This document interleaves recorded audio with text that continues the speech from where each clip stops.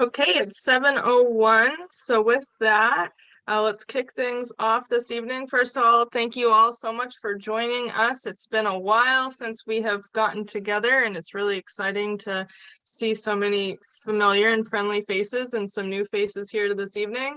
To start things out, we're going to hear from our campaign chairman, Rick Bennett. So Rick, the floor is yours. Thank you so much, Krista, and thank you everyone for coming out tonight for this event. And we wanted to share some news about the referendum and also just kickstart our effort as we head toward the primary election day on June 14th, which is an important day for us to continue our push toward getting more signatures. I know some of you on the meeting here tonight are new to this discussion. So I thought I'd start with just a little bit of background and then tell you where we are and what the plan is going forward, and then introduce Chris Kerr, our field director, to get into more specifics. But some people will say, well, why did we do this referendum?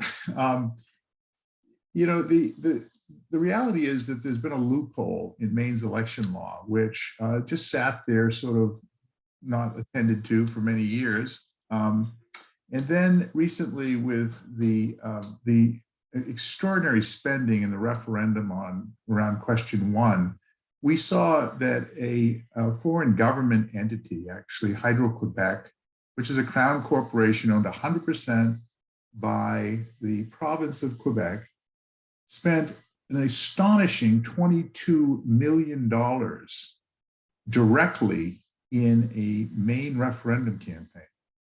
So this is a foreign government directly spending money in the election campaign. This initiative that we're talking about tonight really isn't about looking into the rearview mirror at question 1, but it does. It is about the problem that was revealed again in Maine politics. We all know money in politics is astonishing. It's getting larger. It's getting just extraordinarily, it's going into the stratosphere. And that, in my view, is meaning that ordinary citizens are having their voices muzzled by these million-dollar megaphones. And this is a significant problem. In the last legislature, in fact, the Veterans and Legal Affairs Committee, which covers campaign finance reform, covered and worked a bill that I had put in, a bipartisan initiative. I was the sponsor. Democratic Representative Nicole Grahowski from Ellsworth was the lead co-sponsor. It had good bipartisan co-sponsorship. And this bill would have closed this loophole, which allows foreign governments, they can't contribute to a candidate election, they can't contribute to political parties, but there's this one loophole that allows foreign governments to actually directly intervene in referendum. And as you know, in Maine, often a lot of these important issues that aren't attended to properly by the legislature end up in referendum. And so this is a significant issue.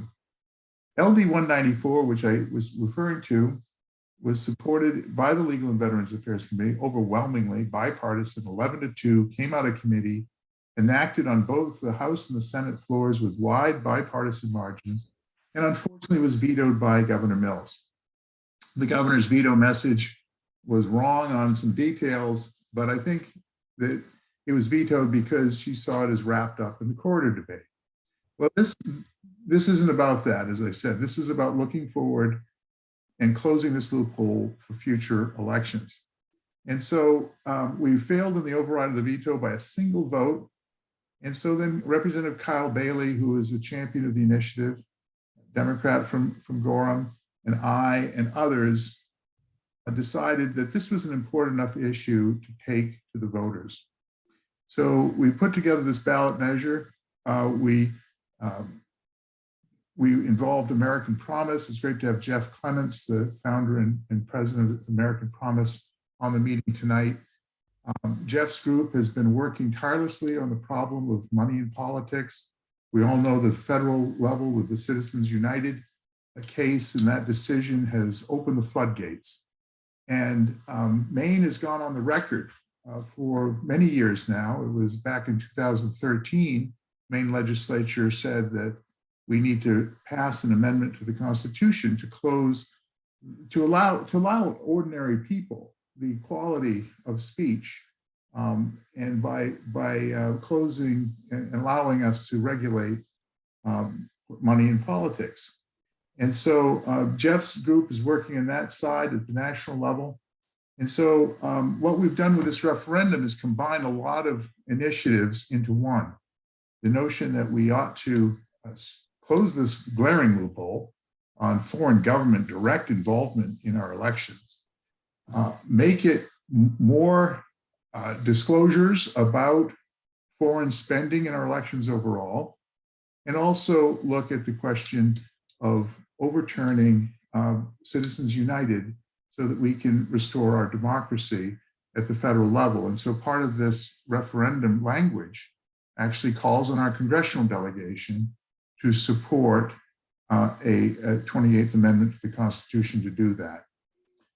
There's a lot here. It's an important measure. And what's immensely gratifying to me is the level of cross-partisan support. I wouldn't say just bipartisan. We have independents and Greens and all kinds of folks who are supportive of this initiative, as well as Republicans and Democrats. So we've been busy. We just got our petitions the day before the November elections. And so notwithstanding that, a great group of people, volunteers, got together, and someone on this call, and got those petitions out to the polling places. And we had an astonishing first 75 days of this effort, largely on election day, where so many people signed our petitions.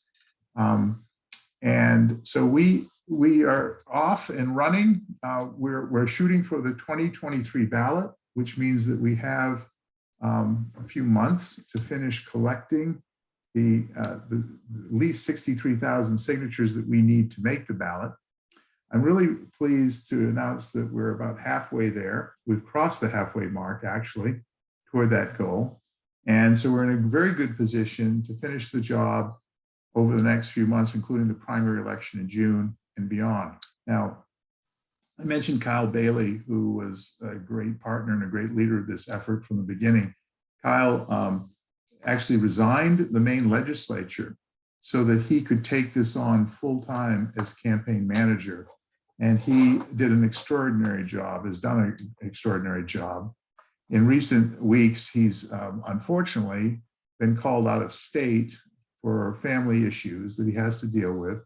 So he's had to remove himself as the full-time campaign manager. He's staying on as a senior advisor happily. I was talking with him today.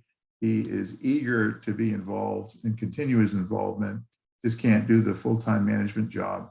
And he is, I know he's known to many of you for his work on ranked choice voting and other issues of importance. I've got to know Kyle in the legislature working on these issues. He's a phenomenal energy. So we regret his departure, but he's still from that management role, but he's still very much with us and happy to be involved. We're relaunching the campaign with new energy. We have amazing cross-partisan support. As I said, recently had a strategy session that included Congressman Jared Golden, who's very supportive of this initiative, former House Republican leader Ken Fredette, Representative Seth Berry, former House Democratic Majority Leader.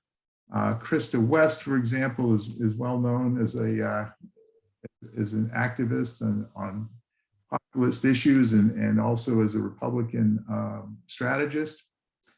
We had at this meeting even Walter Reisman, who's an independent state representative from Harrison. And it was just, there were many others. And it was just it said to me what a special issue we're working on, that we can collect such an amazing group of citizens who care so much about this glaring problem that we have to deal with.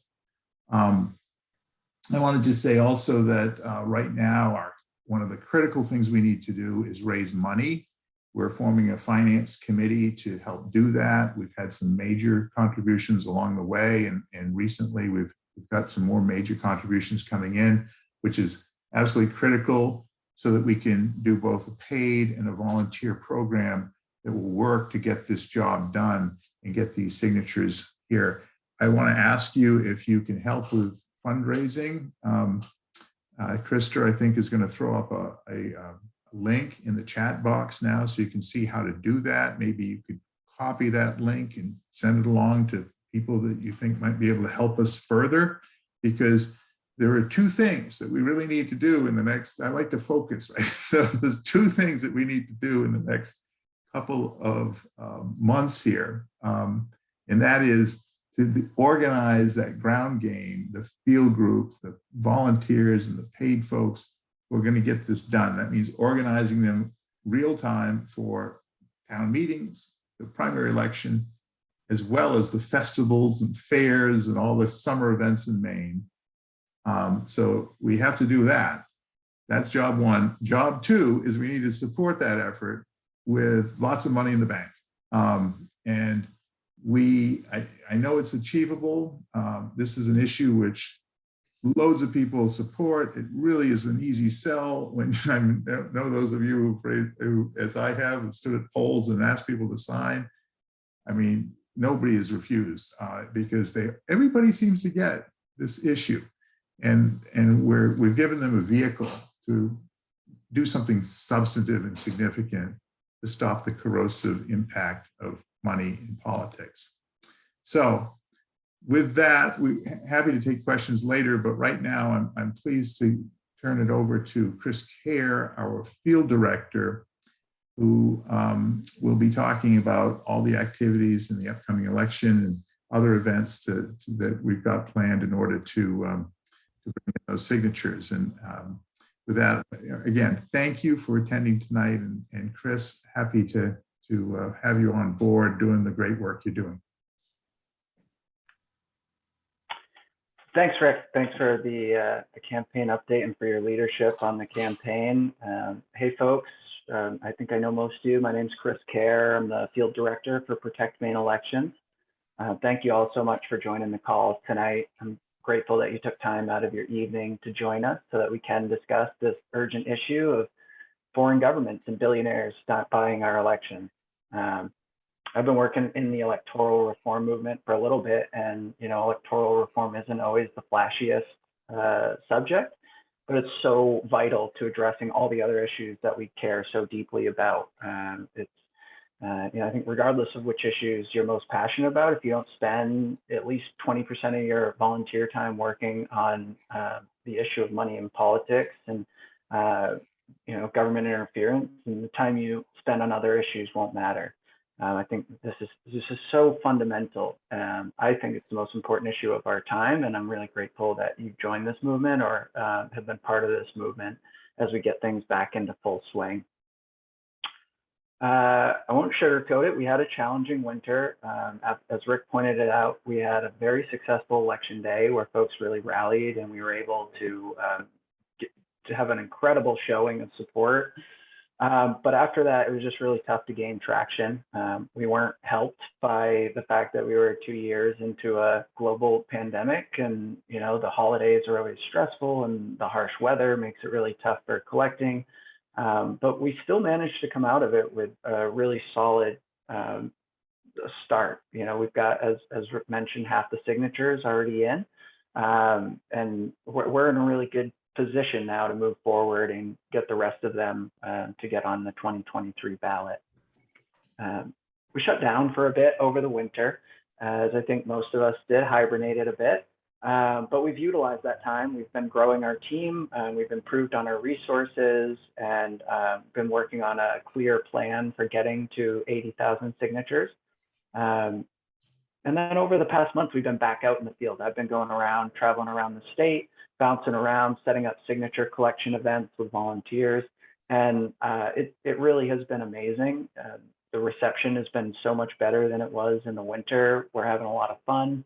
As the sun has started to shine, people's spirits are rising. So we've been going out and tabling on the nice days. We set up a table, we bring a speaker and a jar of candy, and we get a group of volunteers having fun around the table. And you know, I swear most of the time the people stop by because they just want to know what all the commotion's about, what the fun is about. And we've had a lot of success. We'll go out for an hour or two and get 30, 40 signatures. So now is definitely the time to jump right in as the weather's warming up and spirits are high. And that's the kind of stuff I want to recreate around the state, those type of events with your help. We've got some amazing regional captains who are willing to meet and train volunteers, and we're planning a series of events, including 2 canvases this Saturday. We're doing canvases in Bangor and Portland. So if you're interested in joining us to collect signatures on Saturday, we're going to be meeting at 10 a.m. Please send me a message and I'll get you the details. And then we'll be having regular meetings to keep people up to speed with the latest campaign updates. We're going to be holding regular trainings to help people improve their signature collection skills. And then I had a couple events that I wanted to mention specifically in addition to the canvas this Saturday. Let's see. So we've got a big volunteer training on April 7th that I would really like to invite folks to. And I'm going to put, there's a RSVP link that I'm going to throw in the chat. So we are not good at multitasking. There we go. All right, so that's for the training call on April 7th. We have enlisted the help of our coalition partners to promote this event, and it's going to be really like a big spring launch for volunteers. We're going to do a training with messaging and signature collection practices, and get people plugged into events that will be happening that Saturday. So which brings me to my next event, Saturday, April 9th. We're doing a big statewide day of action with canvases and tabling events, and we'll have several locations around the state where you can go to get materials and get trained. We're gonna, well, I'm not sure what our targets are yet that day, but I think it's a really good opportunity to get back out and collect signatures. If you haven't been trained already or received your materials, it'd be a good opportunity to do that. And I'd really like to build for the April 7th call. So I hope you all can make it. Even if you're already pros, I can enlist your help to help, you know, pitch, put in some insight about being out in the field, and, you know, help connect you with people who are maybe newer to the process. And please feel free to extend an invitation to folks who you may know who may be interested in helping with this. Let's see, we've got a big event. I don't know if I'm supposed to talk about it yet, but there's a big event at the end of April. We've got some incredible speakers. Rick kind of alluded to it, but so be on the lookout, I suppose, for more information about that. And then we're going to really build for the June election. So as we know from our experience in November, the June election or election time is a really great opportunity to collect signatures. So we'll be looking for all of you to sign up to collect signatures at your polls. It's probably the most fun signature collecting you'll do, because you can go out and get hundreds of signatures in a few hours, and you know, just a flow of people interested in the work that you're doing and signing the petition. So that's a great opportunity and a huge benefit to the campaign. And then we're going to roll out fairs and festivals all summer, which is also a lot of fun. So if you want a free ticket to the Common Ground Fair, you can sign up to volunteer with me for the day or for a couple hours, and then you can go out and enjoy the fair. We've got fairs and festivals all around the state that we'll be at. Those are fun, great opportunities to get involved.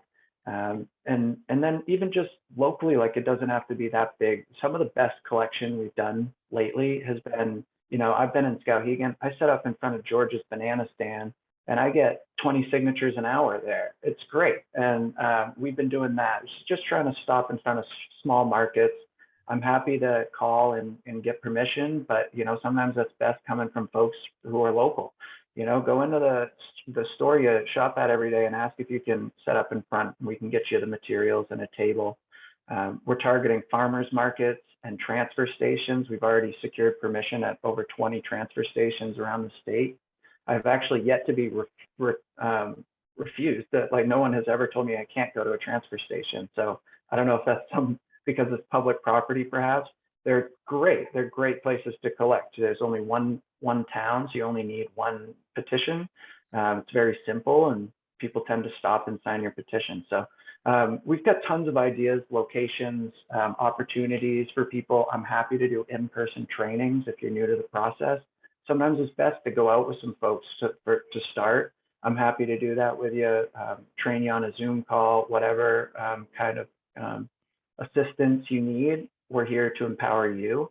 And like I mentioned before, just feel free to invite friends, family members, even people maybe who you're haven't had an introduction to this type of work before, because it is rewarding. It can be fun, and the more the merrier.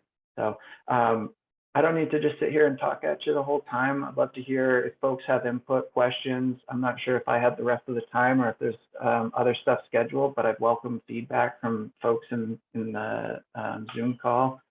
I suppose I should hand it back to the MC before I change the format. So I'll just stop talking now. Thank you, everybody. Thanks, Chris. Yeah, so if anybody has any questions, ideas, suggestions, now would be the time. Just go ahead and unmute yourself. This isn't a terribly formal format, so feel free to speak up now if you have anything to say. Go ahead, Patricia. I have a question. You said that it went through the process. I've been following this in general and just now getting specific to find out more information. It went through the process and Governor Mills vetoed it. Were her objections somehow incorporated into the newer thing? Or, she's an attorney. I assume there was some sort of minutia, but I don't know. What's the story? Well, thank you for the question. I was left, honestly, I was left scratching my head over her veto message, which I read very carefully.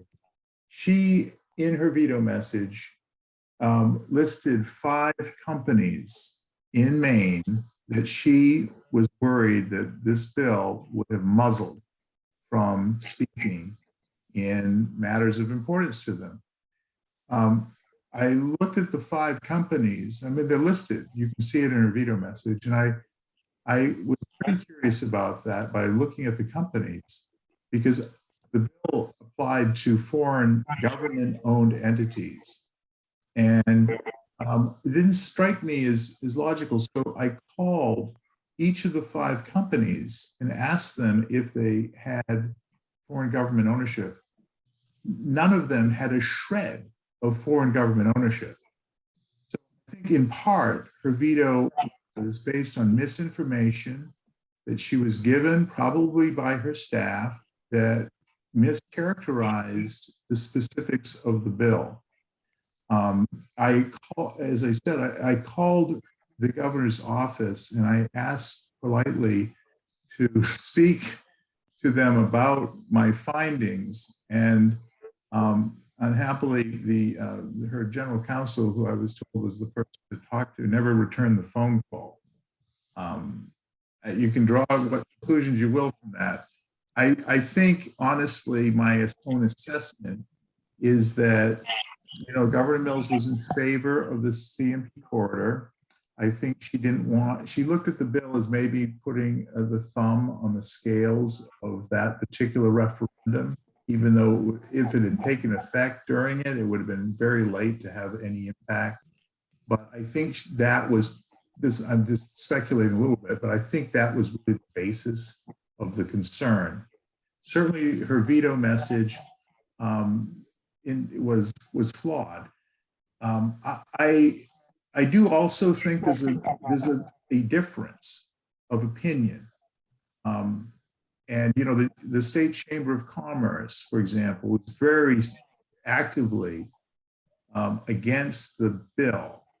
They represent a lot of global companies, and they've received lots of funding from Avangrid, which is a foreign company, by Iberdrola. They've received funding from Quebec and others.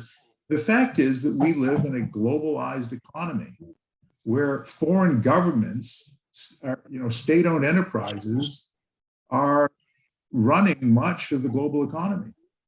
You have some of the biggest investors of sovereign wealth funds. From, in fact, Iberdrola, owner of CNP, the two largest owners are the governments of Qatar and the government of Norway.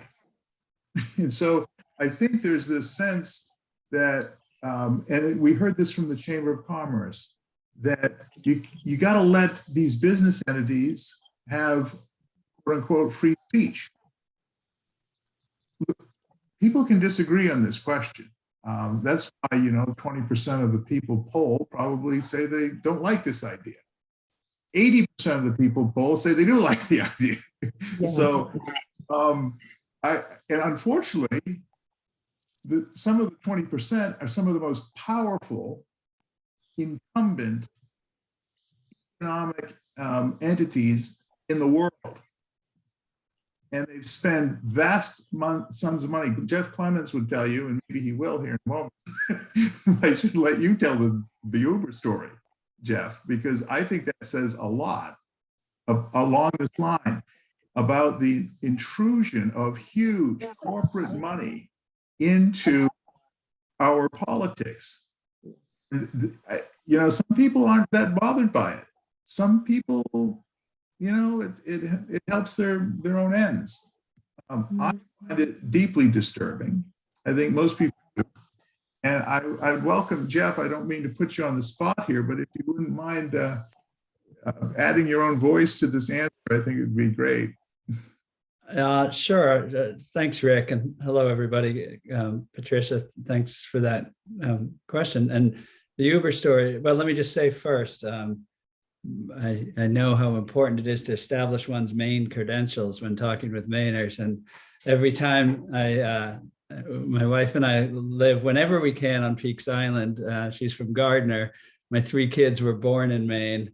We've been doing this constitutional amendment movement around the country for several years, building the 80% support Rick mentions is absolutely right. Americans want an end to this corrupt money system of our elections, and only a constitutional amendment's going to do it. We've won 6 ballot initiatives. We've never lost, almost no money on our side, just people power, just like this. We win all the time. But this one's personal. Maine, it's about my kids. It's about, our great state. So what happened with the Uber story is coming our way. In California, the legislature passed a employment law trying to deal with the fact that so many Americans now aren't in their job where they, for many years at the same company where they get a, pension and regular compensation. They're gig workers.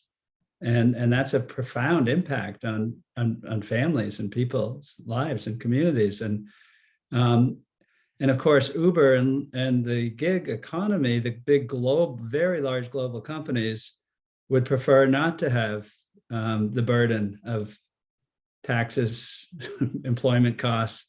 And so they objected to that law. They went and did a ballot initiative in California and rewrote the law. And they spent $200 million in one single ballot initiative. Now, a word about Uber. You may think it's an American company. I actually did. You just sort of assume that until you look. The 3 top shareholders, the Saudi sovereign fund, the Saudi government fund, as Rick said, Morgan Stanley, which describes itself as a global citizen and celebrates and sells, frankly, the breakdown of financial barriers to capital influencing and moving in the world. So we don't know where that money comes from, but it's no doubt an international global fund. And SoftBank, which is a fund of sovereign funds in effect out of Asia. And so you've got, and they all have board seats. The decisions are being made, should we spend $200 million? They're being made by decision makers who are not, this isn't like I'm all for global citizen and global humanity, but these are foreign citizens who are on the board representing government funds on the board and making decisions to spend 200 million. When they did, and the day the law passed, because who can compete with $200 million in messaging? So the voters, approved it. Probably didn't have a very clear set of facts around against $200 million in spending. Their stock price went up $16 billion in one day, the single day that it passed. So you just do that return. Well, now they're coming to Massachusetts. They're already closing in on 100 million to do the same thing, and they're going to go to every state and rewrite the laws. And soon they won't have to spend the money because the legislatures are just going to say, well, we see what's coming, and they're not going to be able to stand up to it. That's just one example. So Rick's right. This may have been triggered by the global money that came in, the global government money, foreign government money on the corridor issue. But this is not about that. It's about looking forward. What if we don't do this? What if we fail to close this loophole? What does it mean for my kids and the future and all of us, not just in Maine, but everywhere? And so I think, Maine has a chance now to really stand up, and it's an issue that is raising a lot of concern around the country. So people are going to root for us. They're going to, I hope, send lots of money so we can help get this done. And I will continue to be out there as I've been. And my wife is from Gardner, by the way, Gardner, Maine, and all her family's still there. We will be out there gathering signatures as we did through the cold winter. And it's going to be fun now that Chris is going to have us at farmers markets with music and candy. So looking forward to seeing you soon. Thank you, Jeff. And I might say Jeff and his wife personally have been tremendously generous to the Protect Maine elections effort, as well as American Promise have been tremendously generous. And I really value and appreciate, I'm so grateful for the networking nationally that Jeff and his group has provided. And also, Chris Kerr is actually now working full-time for American Promise, and he's kind of on loan to the campaign here for part of his time to help us do this. So it's very much a partnership here, and I value it immensely. Did that answer your question, Patricia, or was it more than you wanted to know? Sorry, Patricia. No, that does. I mean, I definitely want to find out what all you say it's bipartisan. I want to know what other perspective point of view is. Anything that seems simple to me usually isn't. So that's what I'm trying to find out about. And yes, that answered my question quite very well. Thank you. And could I add one more thing on that? Is that all right, Rick? Sure. Quickly, because Patricia, it isn't simple in the big sense of it's constitutional law, it's money in politics, it's foreign capital, it's all sorts of things. The simple thing is what Rick said, is that we can either do something about this out of control money or we can't. The current rule is that we, for some, and I think this was part of the governor's message, is the Citizens United decision says unlimited money is free speech.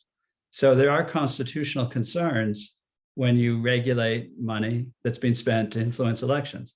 Now, we think those constitutional concerns, and most Americans do, the balance has been shifted way too much by the court. So the governor has to live with that as it is now.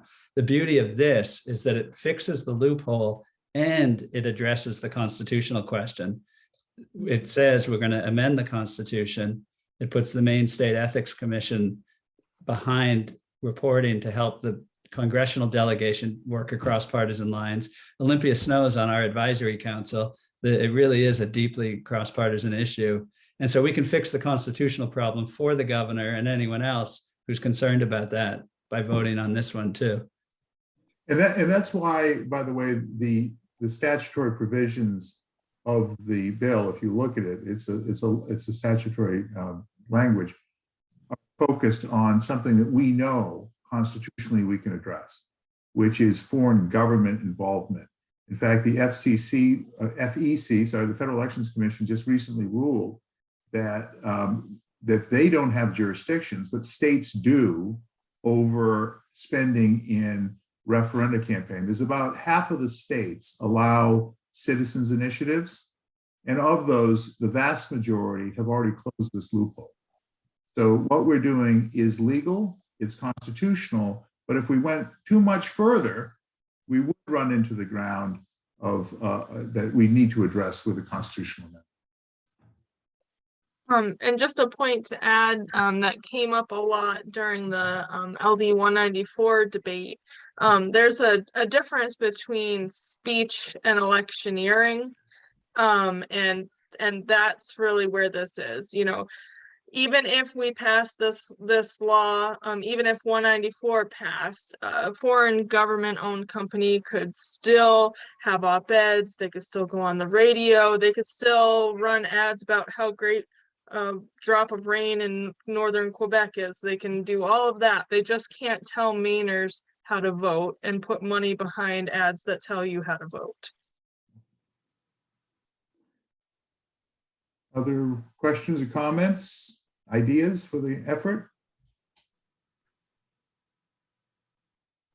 I see a few more folks have come in. And Grayson, you want to share any signature collection pro tips? We have one of the best here with us.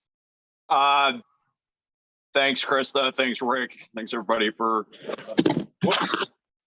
That's not how you do it right there. You don't drop your phone. Best way to get signatures is just to ask as many people as possible wherever you can. It's really not rocket science. Just get out there, and the more people you ask, the better you're going to do.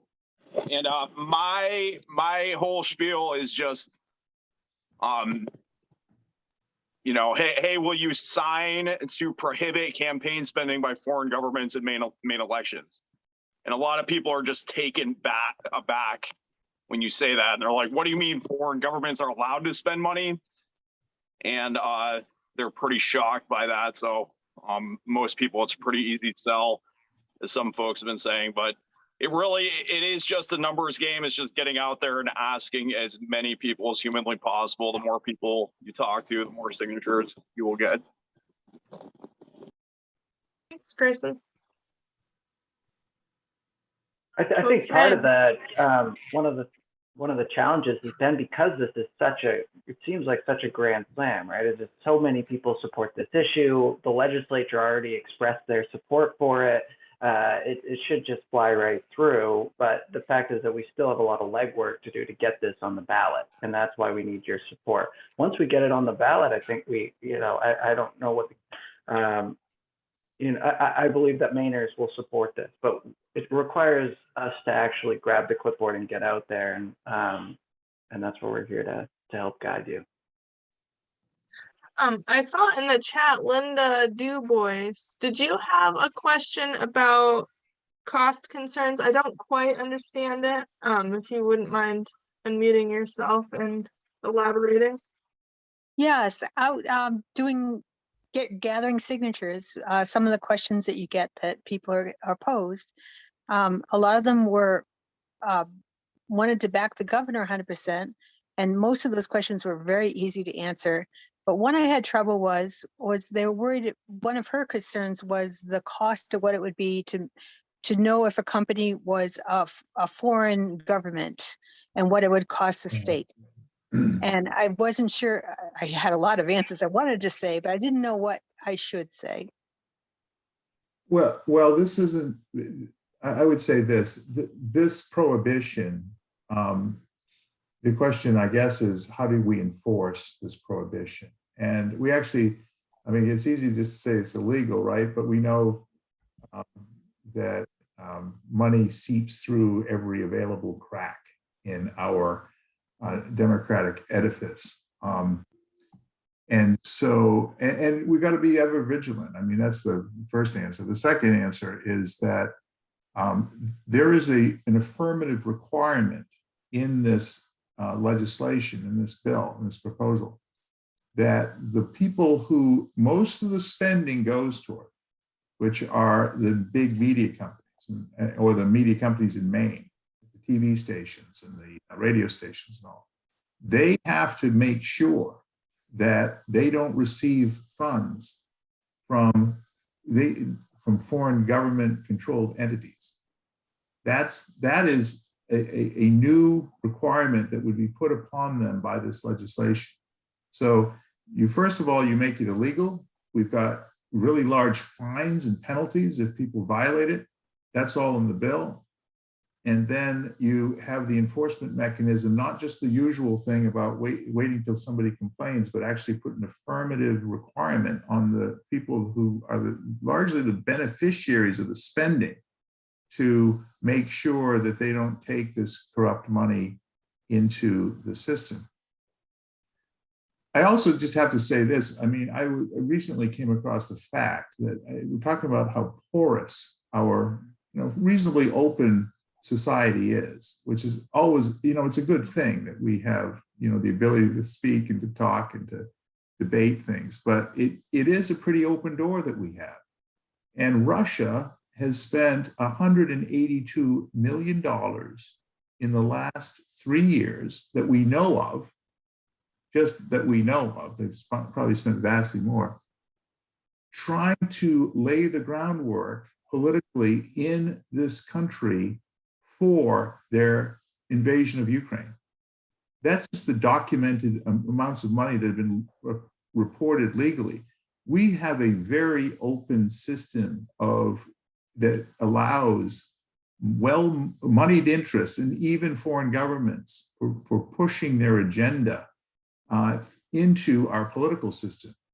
And we're not going to close off all of that. But here with this one, we can close this glaring loophole about spending, which we've seen abused recently in monumental proportions here in Maine relating to our own referenda. And I think this will send a message. And particularly if we can get this, to Jeff's point, the 28th Amendment, we passed this, we're going to have to figure out what the details are, but it's going to allow states to debate how to regulate money, what's the appropriate way to do it, and we'll set about doing it. But that's where the complexity is. And we're going to have to just keep vigilant and keep working on it. It's unfortunately, it's one of these problems that never gets totally solved. It requires all of us to be ever vigilant. Rick, can I add on to that? This is Diane. Sure, Diane.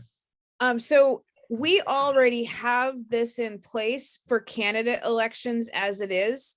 So we're just adding that new piece to the referendum. So already, Senator Bennett and Representative Lookner can already not take money from foreign governments. In fact, I don't know how the Republican program works, but Act Blue, which is the primary donation site for the Democrats, you have to affirmatively say when you do that donation that you are a U.S. citizen. So we already do this.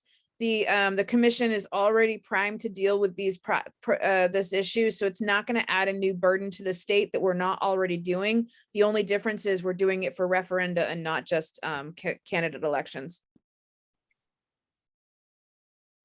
That's a good point, Diane. If they're prohibited from contributing to, a candidate or a political party, then they would also be prohibited from contributing to an election that we initiate. Right.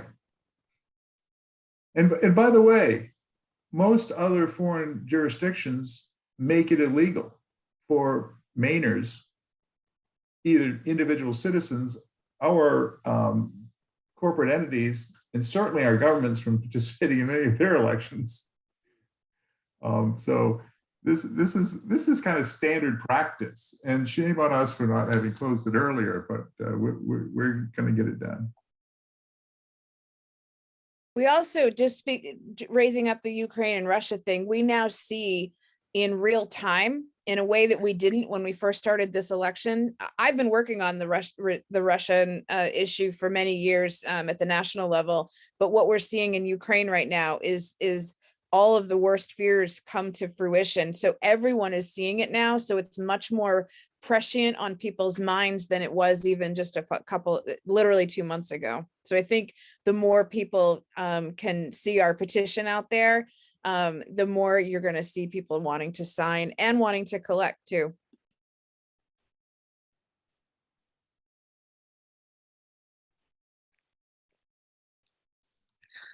Okay, does anybody else have any questions, suggestions, locations where we should potentially be collecting signatures? Any and all would be helpful.